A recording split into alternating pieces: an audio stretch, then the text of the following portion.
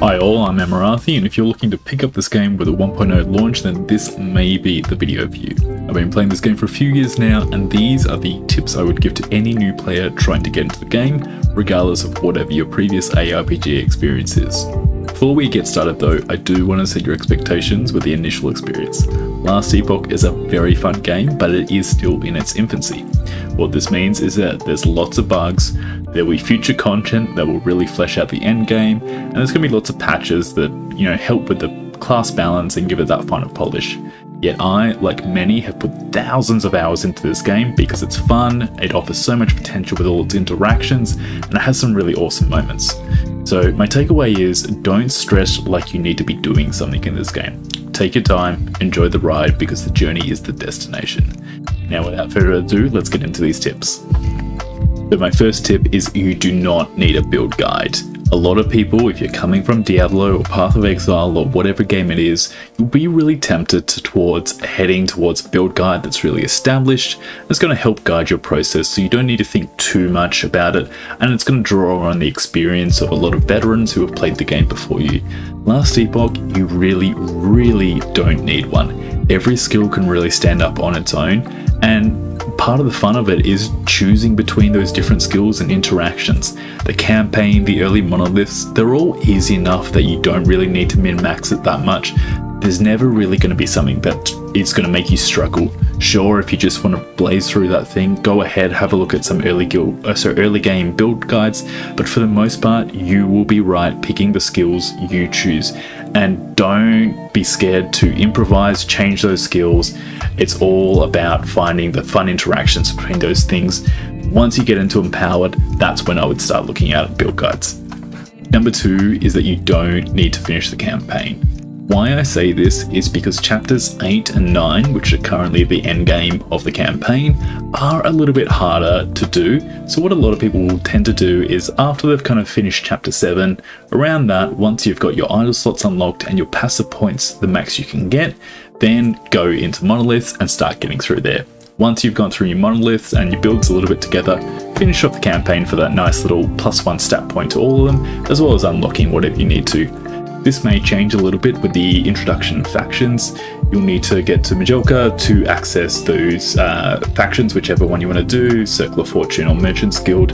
However, the overall amount of time that you're going to spend in normal monoliths is not a lot, so you're probably not missing out on too much reputation, as opposed to if you're going through chapter 8, chapter 9, it can be a little bit spicy with some of those boss fights if you're undergeared and this is your first character. So it's up to you, but just feel that you have that option available to you.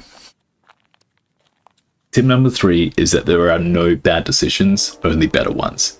What I mean by this is that there's nothing really in the game to punish you for making a wrong decision. There's nothing to say, oh, you picked all the wrong skills, you need to make your character again. It's so easy to re-roll. It doesn't matter which faction you're going to go with, Merchant's Guild or Circle of Fortune, both of them are great.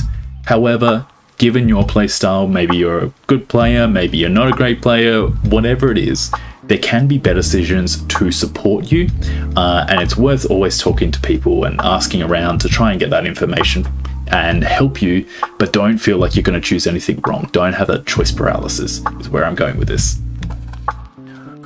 Tip number 4 is to prioritize defense before damage. In this game, there's really no DPS checks or anything that's going to make you want to stack as much damage as possible. Sometimes that can be a good strategy where you're killing enemies before they can get to you, but for the most part, you want to prioritize your defenses. Number 1 thing to go for is your resistances, make sure you get them capped. Then depending on your build, you will probably want to go for like health or armor if you're a health build, or whatever your ward mechanism is if you're a ward build. Lastly, round it out with things like critical strike avoidance or the crit reduction, depending on what you want to go. And if you are a ward build, you might want some ward retention or whatever that is. So focus on those defenses before you start putting too much into your offenses. Consider this when you're upgrading your gear. My final tip is get one of these 2 items in your build. If you're following a build or you're making your own build, I would highly recommend looking at these 2 items and seeing if they're a good fit. They can provide you with so much defensive value. The first one is Bleeding Heart. It's a very common drop that you can get from early on in the game. And even without any legendary potential on it, it's such a powerful item because of the leech. Leech is a really strong defensive aspect of the game where all damage you do can then be transferred into health gain. And it's a very rare source, but this is so powerful that it can basically be your entire recovery, especially if you're something like an ailment build. The other one is Twisted Heart of Eukeros, which drops from the Emperor of Corpses in the Reign of Dragons timeline as the final boss there.